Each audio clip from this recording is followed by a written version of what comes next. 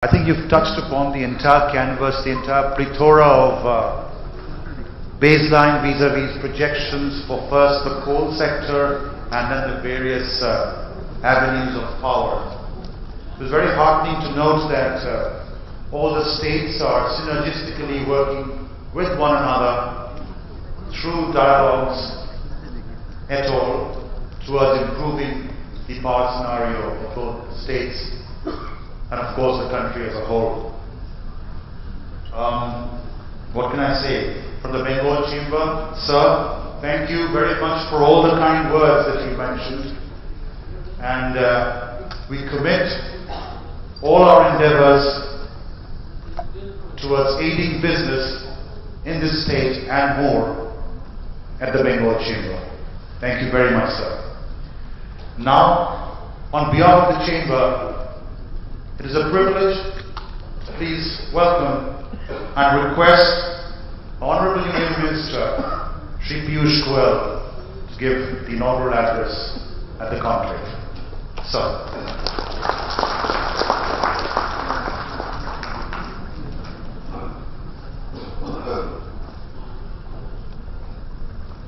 Thank you very much. Mr. Alok Roy, President of the Bengal Chamber of Commerce and Industry, Honorable Minister Monish Gupta-ji, Minister for Energy, New and Renewable Energy in the state of West Bengal, both the Bhattacharya brothers, Sudeep and Parthav, one who has left behind an excellent legacy, as Monish ji just mentioned, turned around Coal India and brought it to its preeminent Maharatna status, and the other who is tasked with a billion-ton production in the next 4 years. Both the Bhattacharyas who've done Coal India proud, who've done West Bengal proud, and who've done India proud. We have several other dignitaries on the dais, off the dais. We have Pradeep Mehta from Cuts, an evangelist who's always been in the forefront of consumer interests over the years. And I think when Monish ji spoke of the regulator, the happiest person here might have been Pradeep ji probably. We have Ajay Mathur, who's soon going to take over as Director General of TERI. Of course, I recall a conversation barely 2 months ago when he was almost saying my term is getting over, let me leave the Bureau of Energy Efficiency, and I said there's no way I'm going to allow you to go. But when he got the opportunity of TERI, I thought he'll continue to serve the nation in a different role. We have several other distinguished dignitaries on the dais. We have Deepak Amitabh here from Power Trading Corporation, and I'm particularly acknowledging him for his outstanding leadership in trying to resolve the Teesta hydroelectric power station, which has been hanging for several months, several years now, with controversies and problems, and I think we are almost 99% there. We should, in the next few days, be able to make a formal announcement that Teesta is getting back onto completion and implementation. I have Rahul Tongia sitting here from Brookings Institute, and I see a lot of industrialists, a lot of towering personalities of Kolkata, of West Bengal sitting here. And in some sense it reflects that while Monish ji and Sudeep are wondering about the 20-year age gap in joining service, we have a chamber here which is 183 years old. So I clearly don't think Monish ji age matters. While I find in you the same enthusiasm and the same zeal to serve the nation, even so many years after you retired from service. Similarly, the Bengal Chamber, I see persevering with their efforts to bring and encourage industry into the eastern parts of India.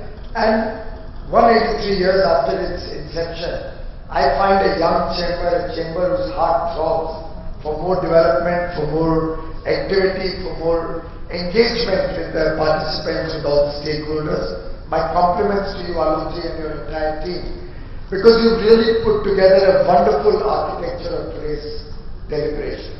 I was going through what will be a very engaging conference through the rest of the day.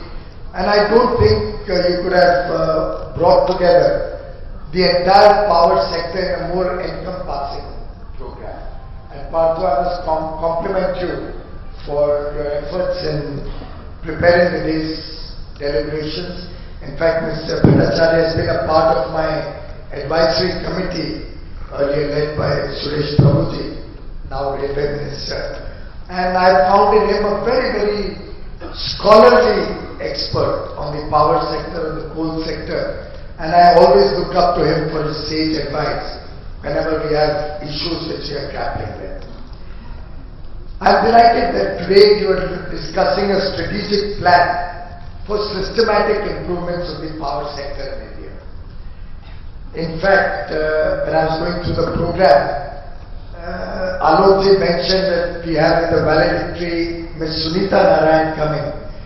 I thought he was being a little defensive when he mentioned that to me. But I personally am delighted that she is going to present the valedictory. Because over the years, one of my learnings, being in business or in politics, has been that leadership often fails and the downfall of leadership starts when you are surrounded by psycho-friends.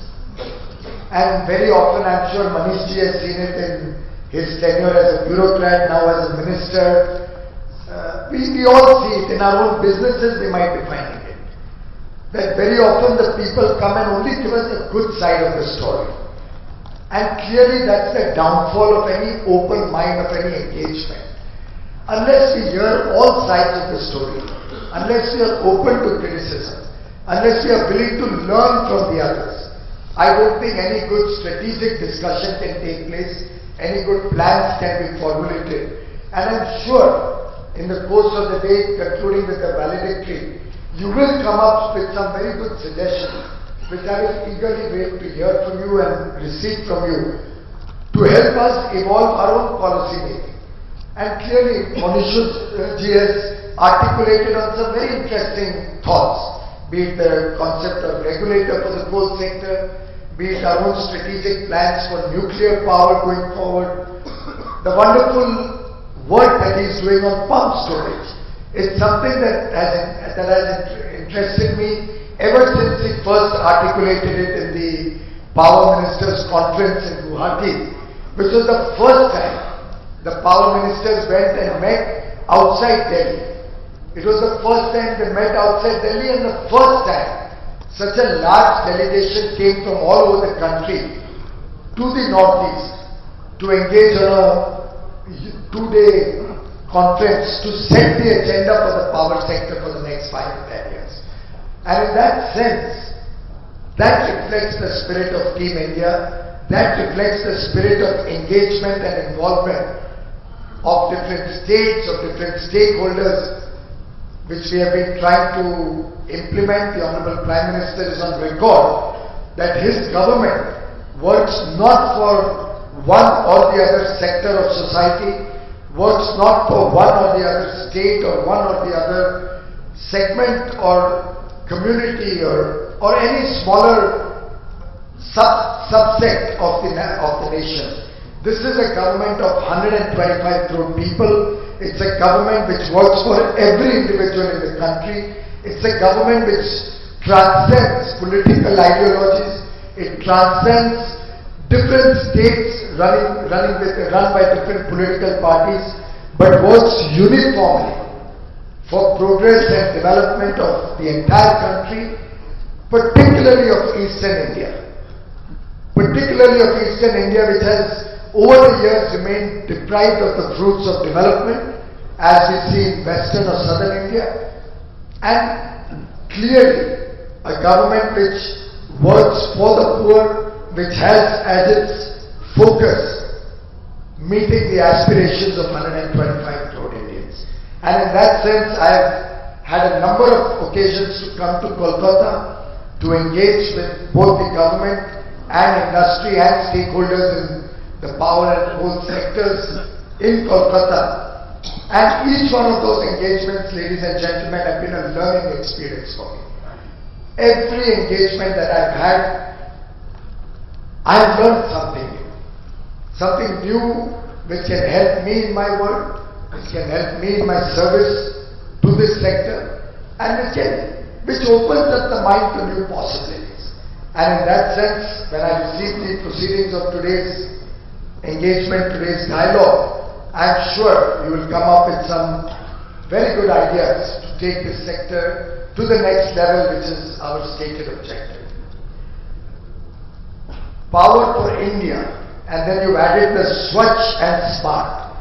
I don't think you could have encompassed the entire subject in a more concise and complete manner when you are trying to draw the environment and energy interface, where we clearly need power for all, but it has to be also clean, it has to be done smartly, it has to be done very effectively, and undoubtedly, this team spirit that we have had with the states, with the stakeholders, will help us achieve this final objective in the days to come.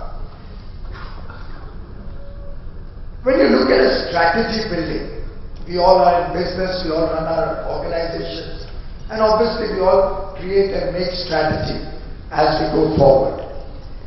When we are creating a strategy, what is the basic tenet of a strategy? And why do you make a strategy? Alvin Toffler, the famous futurist, had once mentioned, if you do not develop a strategy of your own, you become part of someone else's strategy. And certainly India cannot afford to be driven by somebody else's strategy. India and Indians will have to create their own strategy for the future, will have to have its own game plan, will have to have its own objectives, and will have to look at the best path to meet those objectives. In fact, Prime Minister often says, it's time India leads the world and does not follow the rest of the world. So in that sense, India today is setting benchmarks, is setting standards when it comes to the interface between the environment, environmental concerns, and the need to provide affordable energy access to every citizen of the world. In fact, we have taken it upon ourselves as a part of the shared commitment of all the states and the center to provide energy to each and every household, each and every business and industry in the country 24/7 by 2019. And the over 200 million people who remain deprived of energy, the over 18,500 villages which still don't have energy access, are the prime focus of all our plans and all the strategies that we draw in the days to come. What do you do when you are creating a strategic plan? You first need to define your goal. And in that sense, the goal that you have articulated today, power for all, power for India, but smart and clean, I think can be an excellent goal to begin with when you are creating the strategy for India. After all, if you don't have the right path, you really wouldn't know what road to take. I think there's some ancient proverb which says, what's the use of running if you are running down the wrong road? It's very important that we decide, because if you don't know where you are going, if you don't have a clear objective to reach, then any road you take will get you there. Unless you have a clear strategy in place, you're not going to be able to decide which road to take to achieve the final objective. And in that sense, this 24/7 affordable, clean power for everybody in this country is a very good goal to have within a defined timeline. And the government of India, the government of West Bengal, and all the states in the country have committed to reach this goal by 2019. And I'm sure the chambers of commerce, such as your esteemed chamber, will help us achieve this goal in a more sustained, durable, long-term fashion, which is the need of the hour. Because ultimately, if we have to be effective in whatever we are doing, we'll have to do the things right. effectiveness is clearly defined by doing the right things. And if you're going to do it efficiently, if we all resolve that we have to do the right things, but we have to do it efficiently, then we'll have to do the right thing. We'll have to do the things in a right manner, in an efficient manner. So you don't have to do the right things, you have to do them right also. And in that sense, band-aid solutions are not going to get India. The idea and the approach has to be sustainable, has to be long-term, has to be in the interest of future generations, and cannot be a shortcut or short-term philosophy that the government works to. While drawing up the strategy in the government, we have tried to engage and draw from the learnings and from the various projects of the government and create an integrated or a holistic plan for India. We have different plans in place for the Make in India initiative, Digital India initiative, Skill India initiative, Swachh Bharat Abhiyan. All of these initiatives of the government, we have integrated when we create the program for Power for All in India. Ultimately, unless we create more and more domestic manufacturing, domestic support systems, all plans will become dependent on the foreign support and would always be at risk and would not help the energy security of India. So Make in India is an integral part of any strategy we make. Technology is an enabler and Digital India, and that provides us the best way forward in order to achieve the objective, the final objective.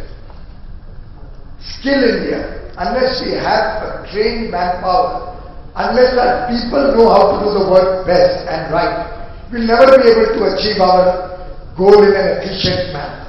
So really Skill India becomes a part of our final goal on Power for All. Somebody could jolly well argue that how does Swachh Bharat fit into your program? But ladies and gentlemen, it fits in very, very efficiently and well, because very soon we are coming out with a framework that city waste, the waste that is generated in cities, the urban waste, will have to compulsorily be treated and used in any power plant in the vicinity of these urban agglomerations, so that the clean water that we are using in the power plants can become available for the residents and the citizens of the country, and we can run power plants with recycled water.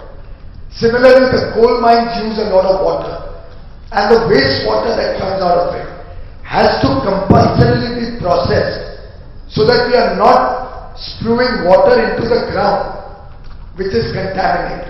And wherever possible we can process the water and use it at least for non-drinking water purposes for the citizens.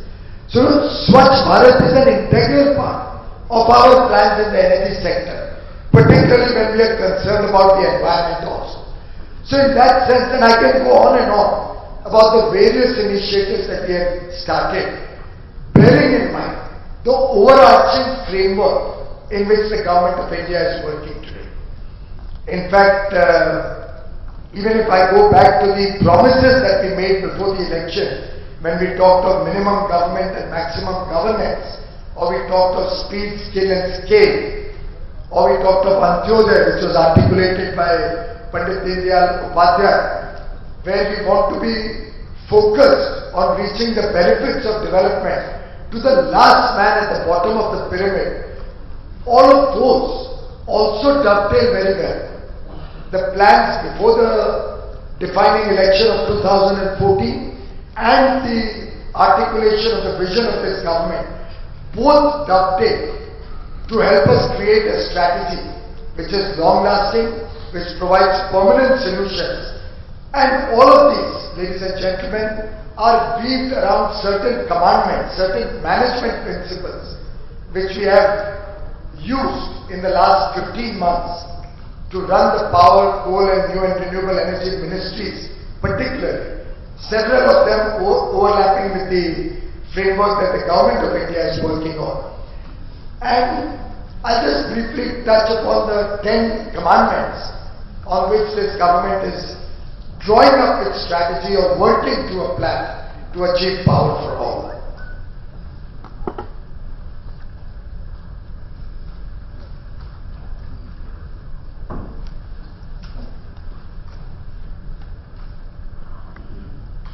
Very clearly, no plan can be complete or can be achieved unless we have a decisive leadership.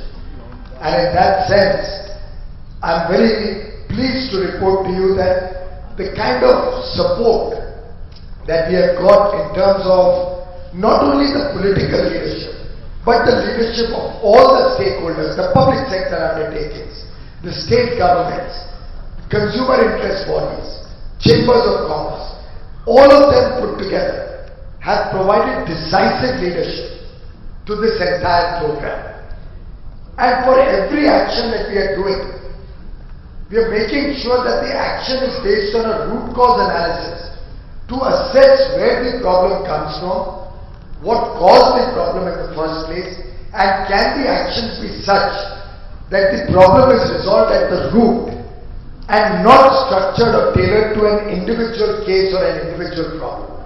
The root cause analysis helps us in creating processes, procedures, systems which affect everybody uniformly, and in a manner of speaking get us out of the system of individual resolution of disputes or problems, but creating framework solutions to whatever is placed before the government. Of course, actions have to be outcome-oriented rather than outlay-oriented, and every action has to be assessed in terms of monitorable deliverables and what it will impact to the sector, to the people of India. Timelines and time-bound execution is a very important principle on which we have worked. You saw that in the coal mine auctions where we relentlessly followed every timeline that was set. And in the most transparent and honest manner, we were able to give back the mines through a transparent and corruption-free process to the state, to the producers of power or to the other non-regulated users of coal, and have clearly articulated and demonstrated to the world that this government can perform on timelines. In fact, as an aside, on the floor of the House in Parliament, a very senior leader and an illustrious predecessor of mine in the same ministry that I hold had taunted me about the aggressive plans that we have made. He had taunted me for promising to make 1 billion tons of coal by Coal India Limited by 2020. He had said India has never done more than 2-4% growth in coal. What you are promising is a 15% growth. It will never happen. He had taunted me for the timelines on the coal auction, that what aggressive timelines you have put out on the website. Has India ever done something like this? Of course, the previous government could not do auctions in 10 years. It was announced in June 2004 that auctions will be the way forward for coal block allotment. But it took 10 years and not one auction could take place. And we had taken challenging timelines of 4 months to run through the auction process. And those taunts maybe in a way made my resolves more and more sure, and it steeled my own nerves that I have to achieve these targets that we have set. And in that sense, Sudeep or any of them could tell you, Ajay Mathur is a sufferer of my monitoring. Sudeep is a sufferer of the engagement that he had to, poor fellow had to come all the way to the airport early morning so that we could spend the 1 hour in the car and run through a review of what's been happening in the last few days. But everything that's happening is focused for its time-bound execution. So Mr. Mathur's team has to ensure that the country has LED street lights across the length and breadth of the country in the next 2 years. Sudeeptaji's team has to ensure that 1 billion tons production Coal India will do by 2020. And in this same city in Kolkata, probably my last or the previous visit, we've released a document which is on the website, which articulates how we are going to achieve that 1 billion tons. We have a credible plan in place already in 2015, how we go up to 908 million tons. And now we have to better that to go up to 1 billion tons. It's still work in progress. But I thought I should share it with the people. It should become something, the property of the people of India, so that they can monitor my performance. They can ask me questions, what's happening on that? Are you on track? Are you able to achieve what you promised to do? In fact, I'm going to Chhindwara day after tomorrow.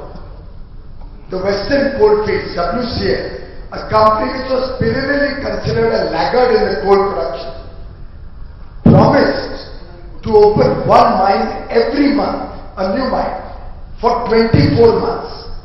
And I'm delighted to tell you in the first 8 months, they have already opened 8 new mines, operationalized 8 new mines. One of which probably is being done today as we speak, 29th, right? Today is the 29th. 28. Tomorrow one of which will be operationalized. The 8th one will be operationalized. Get into production. And that is the spirit of time-bound execution. And that, ladies and gentlemen, only happens when there is accountability of all of us starting from me, and there is close monitoring.